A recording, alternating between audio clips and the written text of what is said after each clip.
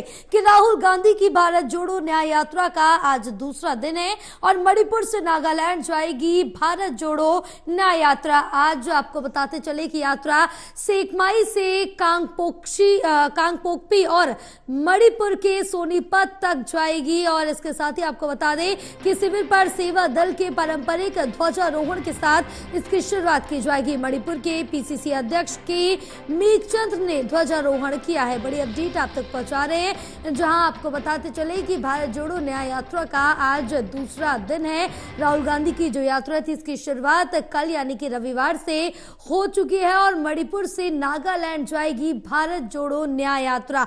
और इसके साथ ही आपको बताते चले कि अब यात्रा सेकमाई से कांगपोकपी और फिर मणिपुर सेनापति और इसके साथ ही पहुंचेगी। और आपको बताते चले कि यहां पर अब कहीं ना कहीं जो ये यात्रा है आगे बढ़ती हुई नजर आएगी, क्योंकि अब राहुल गांधी की ये भारत जोड़ो यात्रा 0.2 का जो आगाज है वो हो चुका है। तो अब देखना होगा कि इससे क्या कुछ फायदा मिलता हुआ नजर आएगा कांग्रेस को। तो इस वक्त की बड़ी खबर आप तक पहुंचा रहे हैं, जहां आपको बताते चले कि राहुल गांधी की भारत जोड़ो न्याय यात्रा का आगाज हो चुका है कल यानी कि रविवार से और आज यात्रा का दूसरा दिन है। मणिपुर से नागालैंड जाएगी भारत जोड़ो न्याय यात्रा। हमारे साथ associate editor Pradeep Kumar live जुड़े हुए हैं और ज्यादा जानकारी लेंगे। प्रदीप, क्या अपडेट मिल पा रही, क्योंकि आज भारत जोड़ो न्याय यात्रा का दूसरा दिन है, जो कि आज मणिपुर से नागालैंड जाएगी ये पूरी यात्रा?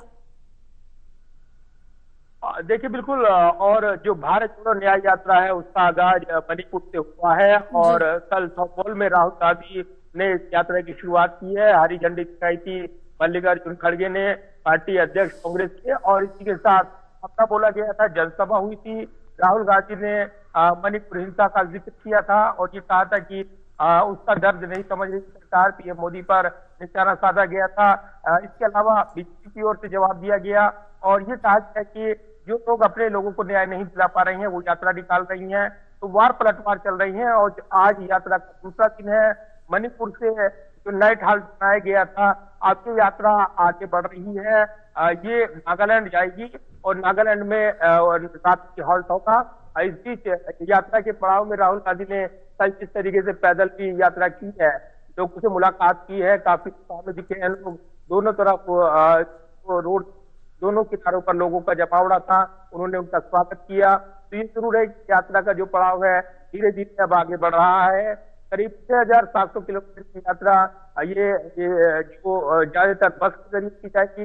विशेष बस इसको लॉन्च किया गया है। इसके अलावा जो 15 खास राज्य चुनाव किए गए हैं, नॉर्थ ईस्ट इस यात्रा की शुरुआत खासतौर से मणिपुर से राहुल गांधी ने इसका भी जिक्र किया था और बताया था कि मणिपुर से ही इस यात्रा की शुरुआत होनी थी, क्योंकि मणिपुर में जिस तरीके से जो वातावरण रहा है और उसमें नई शुरुआत करने की जरूरत है, लोगों को जोड़ने की जरूरत है, न्याय दिलाने की जरूरत है और इसलिए मणिपुर का चुनाव किया गया था। तो ये यात्रा आगे बढ़ रही है। मिशन 2024 की तैयारियों से जोड़कर अगर देखें इस यात्रा को तो निश्चित तौर पर काफी कुछ लक्ष्य तय किए हैं पार्टी ने। इसलिए इस यात्रा के जरिए एक एजेंडा यहाँ पर खासतौर से जो शासन के खिलाफ है, लोकतंत्र यहाँ पर दबाव में है और ये आरोप लगाए गए थे कांग्रेस की ओर से। ये जरूर है कि यात्रा का जो अब दूसरा दिन है ये पड़ाव शुरू हो चुका है। यात्रा धीरे धीरे आगे बढ़ रही है। मणिपुर से चलते हुए यात्रा नागालैंड जाएगी और वहां पर रात की हाल्ट होगा और राहुल गांधी बस के जरिए ही ये यात्रा मणिपुर से नागालैंड तक पहुंचेंगे और नागालैंड से फिर आगे बढ़ेंगे। यात्रा का पड़ाव अरुणाचल प्रदेश और फिर असम रहेगा। असम में एंटर करेगी, फिर अरुणाचल प्रदेश और फिर वापस असम में एंट्री करते हुए यात्रा आगे बढ़ेगी। तो करीब 67 दिन की यात्रा मुंबई में समाप्त होनी है। इस बीच 15 राज्यों की यात्रा होकर गुजरेगी, 2 लोकसभा सीटों से होकर ये यात्रा गुजरेगी। तो मिशन 2024 कर इस पूरी यात्रा को देखा जा रहा है।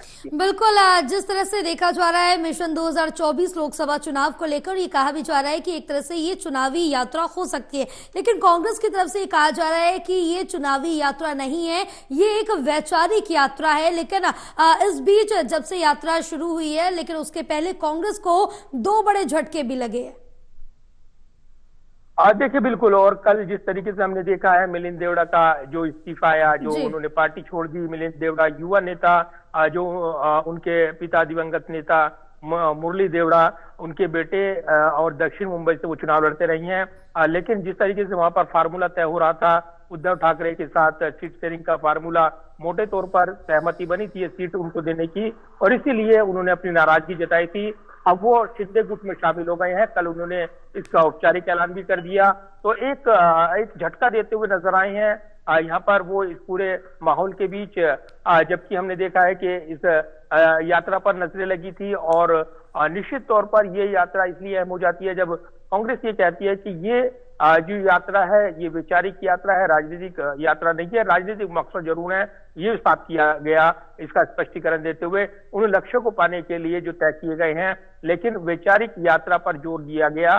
तो ये बताने की कोशिश रही है कि इसके जरिए जो पार्टी की सोच है वो किस तरीके से इसको मजबूत करने की है, जो हमारी यूनिटी है उसको मजबूत करने की है। लेकिन दूसरी तरफ बीजेपी आरोप लगा रही है कि ये भारत जोड़ो न्याय यात्रा नहीं है, भारत तोड़ो यात्रा है, और इसको लेकर उनके मंत्रियों के बयान आए हैं, बीजेपी नेताओं के बयान आए हैं। और पिछले दिनों जब बीजेपी अध्यक्ष जेपी नड्डा ने हिमाचल प्रदेश गए थे तब उन्होंने जोरदार हमला बोला था राहुल गांधी की यात्रा। बिल्कुल, क्योंकि इस बीच आरोप प्रत्यारोप का दौर भी देखने को मिल रहा है और कहीं ना कहीं कांग्रेस पर भी हमला बोला जा रहा है और कांग्रेस भी इसका पलटवार करे। फिलहाल तमाम जानकारी साझा करने के लिए बहुत शुक्रिया।